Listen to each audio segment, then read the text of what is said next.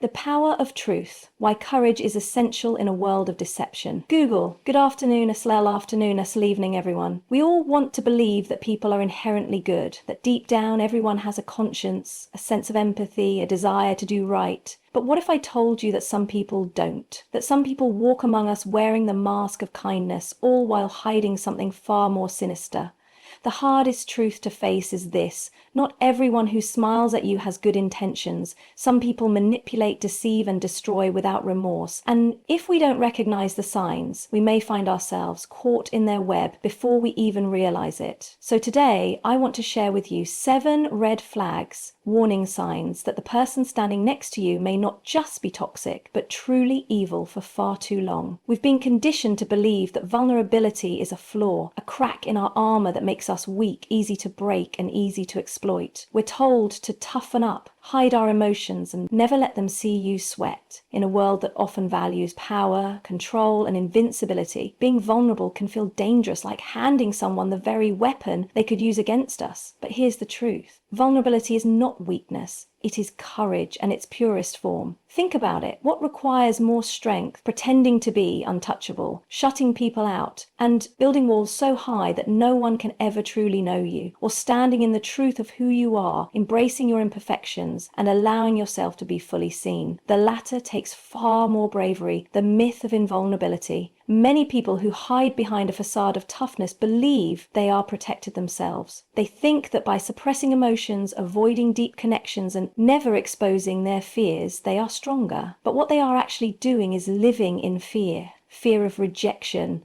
fear of judgment, fear of being not enough. When we refuse to be vulnerable, we deny ourselves the chance to experience authentic connection. True relationships, whether friendships, family bonds, or romantic partnerships, can only thrive when built on honesty. If we're too afraid to vulnerability is not a weakness. How openness strengthens connection and self-worth. Show our real selves. How can we ever expect to be truly loved and accepted vulnerability as strength? Let's reframe what it means to be strong. Strength is not about never crying, never asking for help, or pretending you have it all together. Strength is having the courage to say, I need help, I don't know the answer, I made a mistake, this hurt me, I love you, I'm scared, but I'm going to try anyway. It takes immense courage to be honest about our struggles, to let people see the messy, imperfect parts of our lives. It is easy to put on a mask. It is much harder to take it off. Evil exploits fear, not vulnerability. Some people hesitate to be vulnerable because they fear that the wrong person will take advantage of it, and that fear is an entire unfounded evil. People prey on insecurity, shame, and silence, but here's where many people get it wrong. True vulnerability doesn't mean exposing yourself to harm. It means having the discernment to know who is worthy of your openness. Being vulnerable is not about sharing everything with everyone. It's about sharing with those who have earned the right to hear your story. It's about knowing that your softness is not a weakness, it is your superpower. The courage to be seen. There is incredible power in vulnerability because it creates space for growth, healing, and connection. When you embrace your true self, flaws in all, you give others permission to do the same. You become a light in a world that often encourages people to hide. So the next time someone tells you to toughen up or stop being so sensitive, remember this: being vulnerable is one of the most courageous things you can do. And in a world where people hide behind masks,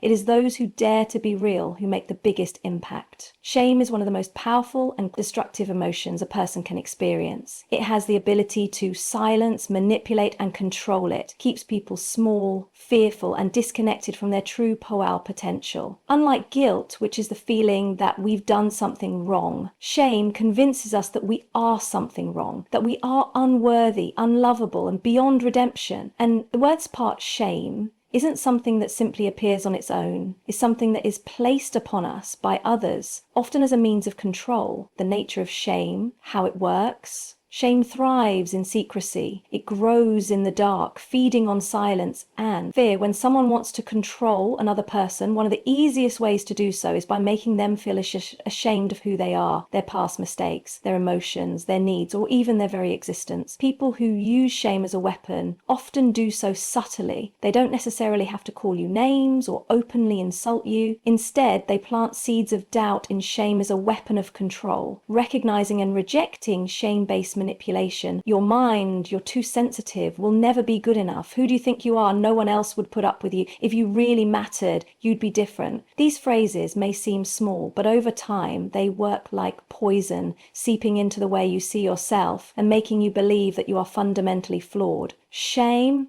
and power. Why people use it. Evil people use shame because it is one of the most effective ways to keep others under their control. A person who is ashamed is less likely to speak up, to set boundaries, or to fight back.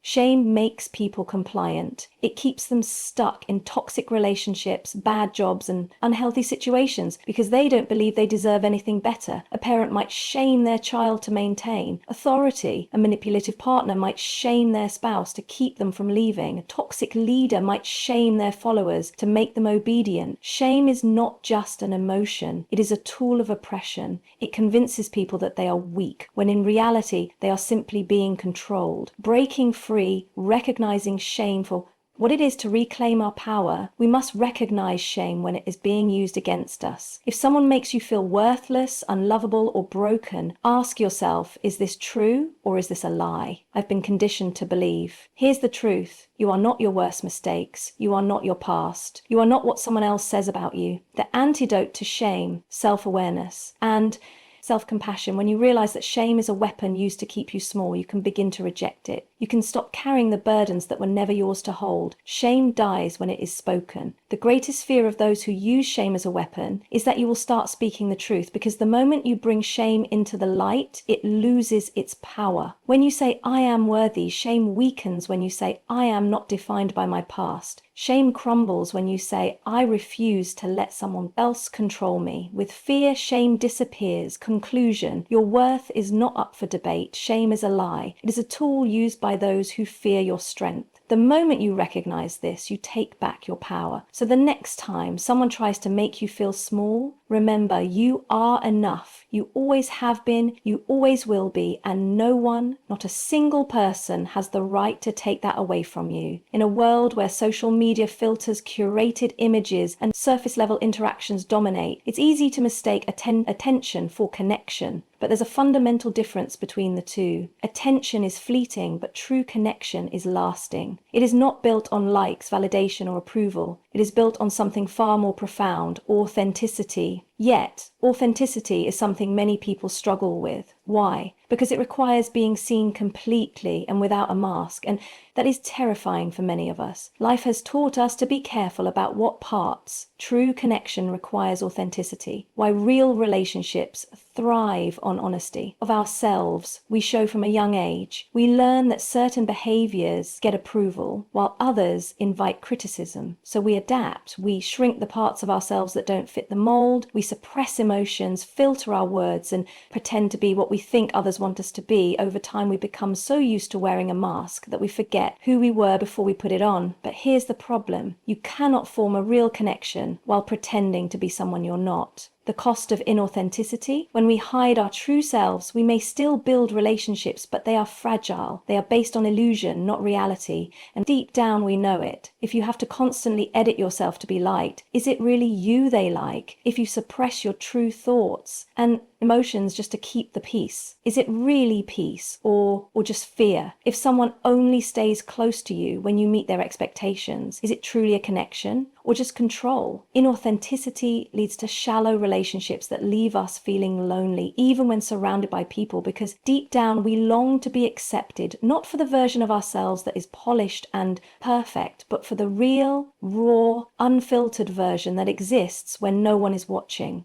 Why authentic is the foundation of true connection. Real connection happens when two people meet without pretense, when you can sit across from someone and share your truth, your fears, your dreams, your struggles without fear of judgment. You experience something rare, belonging. Authenticity invites others to be real too. When you are honest about your feelings, you create space for others to do the same, and when two people are willing to be vulnerable together, the connection becomes unbreakable. But this kind of connection requires courage. It means letting go of the fear of being too much or not enough. It means choosing to show up as you are, even when there's a risk of rejection. And yes, some people will walk away when they see the real you let them. The people who are meant to be in your life will stay, not because you fit into their idea of who you should be, but because they love you exactly as you are. How to cultivate authentic connection. Stop apologizing for who you are. You are not meant to be a copy of someone else. You have your own voice, your own story, your own essence. Silence. Speak your truth even when it's uncomfortable. Silence may keep the peace, but it also builds resentment. Say what you mean. Be honest about your feelings. Respect yourself and enough to be heard. Let go of relationships that require you to shrink. If you have to dim your light for someone to accept you, they are not your people. Real connection doesn't require you to be less. It celebrates you for being more. Embrace imperfection. Perfection is an illusion, and chasing it will only exhaust you. People connect through shared struggles, not through the appearance of flawlessness. Be willing to be vulnerable. Vulnerability is not weakness. It is the boundaries are an act of self-respect, setting limits to protect your energy. Bridge that leads to real relationships. When you have the courage to be seen, you give others permission to do the same. Conclusion, choose real over perfect. The world doesn't need more people who know how to play a role. It needs more people who are willing to be real. Because at the end of the day, the deepest human desire is not to impress, but to be known and loved for who we truly are. So let go of the mask, let go of the fear, and choose authenticity, because that is where true connection begins. We live in a world that often glorifies self-sacrifice. We are taught to be agreeable, accommodating, and available at all times. Society praises people who go with the flow, who say yes to everything, who put others first, even at the cost of their own well-being. But here's the truth. Constantly giving without boundaries is not kindness, it is self-neglect. And the people who benefit from your lack of boundaries will never encourage you to set them. Boundaries are not about pushing people away. They are about protecting what matters most. Your time, your energy, your mental health, and your self-worth. They are an act of self-respect. What are boundaries, and why do they matter? A boundary is a line that defines what is acceptable and what is not. It is a clear statement of what you won't tolerate. Boundaries can be physical, emotional, mental, or even spiritual. Without boundaries, you may find yourself saying yes when you really mean no, feeling guilty for prioritizing yourself, being drained by people who take more than they give, feeling resentful because others do not respect your needs. And the reason people struggle with boundaries is simple. We fear rejection. We worry that if we say no, people will stop liking us. That if we ask for space, we will be seen as selfish. That if we demand respect, we will lose relationships. But ask yourself this, if a relationship only exists because you never enforce your boundaries, is it really a healthy relationship? The power of boundaries, what they do for you when you set boundaries. You are not being mean, you are being clear, and clarity is one of the greatest gifts you can give yourself and others. Boundaries teach others how to treat you. People will treat you based on the standard you set. If you tolerate disrespect, people will continue to disrespect you. If you allow people to take advantage of your time, they will assume it's okay. Boundaries send a message.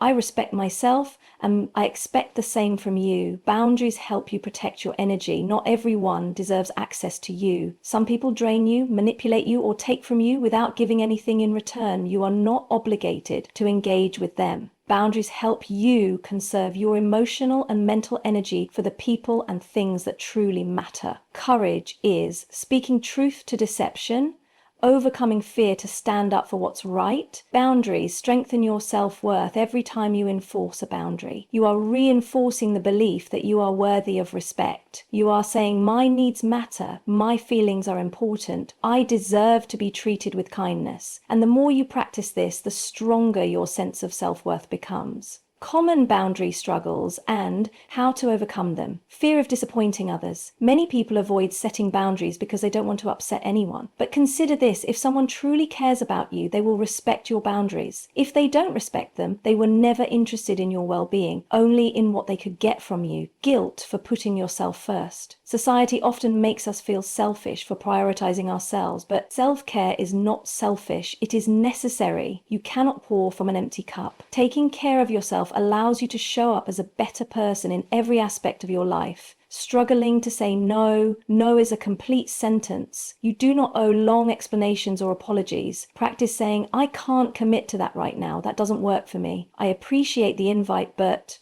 I need some time for myself. Dealing with people who push back. Some people will resist your boundaries because they benefited from your lack of them. Stay firm. You do not need to explain, justify, or negotiate your right to have boundaries.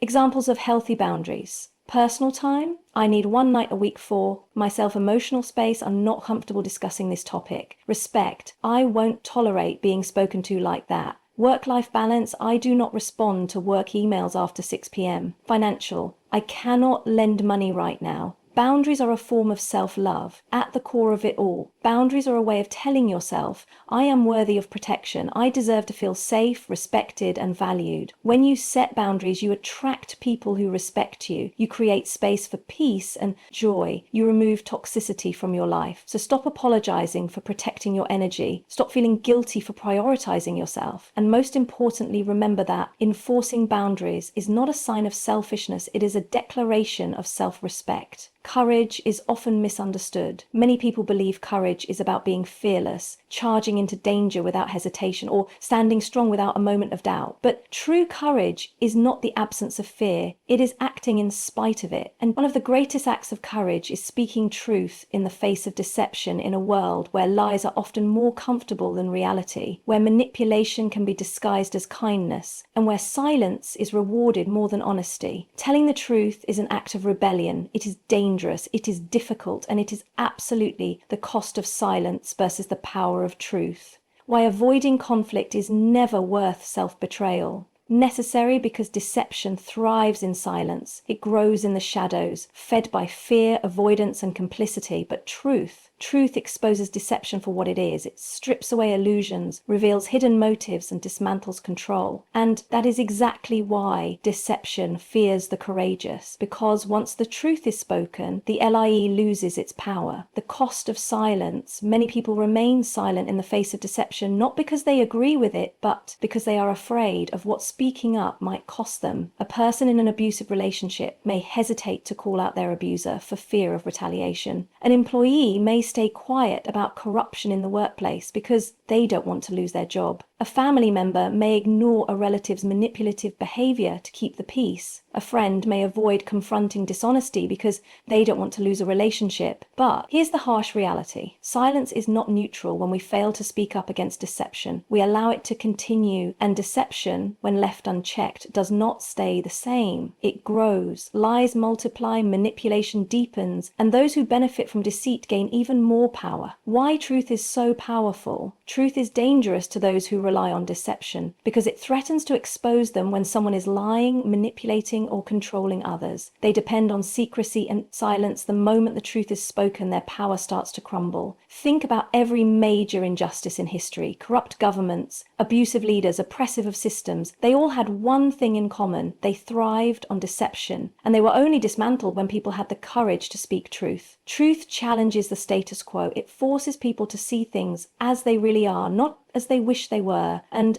while truth can be uncomfortable, sometimes even painful, it is always necessary. The cost of speaking the truth. It would be easy to say that telling the truth is always rewarded, that the world embraces those who stand up against deception, but that isn't the case. Speaking the truth can come with consequences. You may lose relationships, you may be labeled difficult or dramatic, you may face rejection, criticism, or even retaliation. You may stand alone, but here's what's even worse: living in a lie just to be accepted. If your truth makes people uncomfortable, it is not your job to protect their illusions. If your honesty threatens someone's control over you, that is proof that they were benefiting from your silence. If speaking the truth costs you relationships, jobs, or status, then what you lost was never built on honesty in the first place. How to speak truth to deception with courage. Know your truth before you can stand firm in the truth. You have to be sure of it. Take time to reflect, research, and understand what you are standing for when deception. How to live with courage every day. Practical steps to stay true to yourself is exposed. People will try to twist your words, gaslight you, and make you question yourself. Stand in the truth with confidence. Expect resistance. Deception does not go down without a fight. People who benefit from lies will try to discredit you, silence you, or make you feel like you are the problem. Do not let their resistance weaken your resolve. The truth does not need approval to be valid. Choose integrity over popularity. Many people will choose comfort over truth. They will believe a lie because it is easier. They will stay silent because it is safer. But the courageous choose integrity even when it costs them popularity. Never trade your voice for acceptance. Find your support system. Speaking truth can be isolating, but you are not alone. There will always be people who value honesty, who fight for justice, and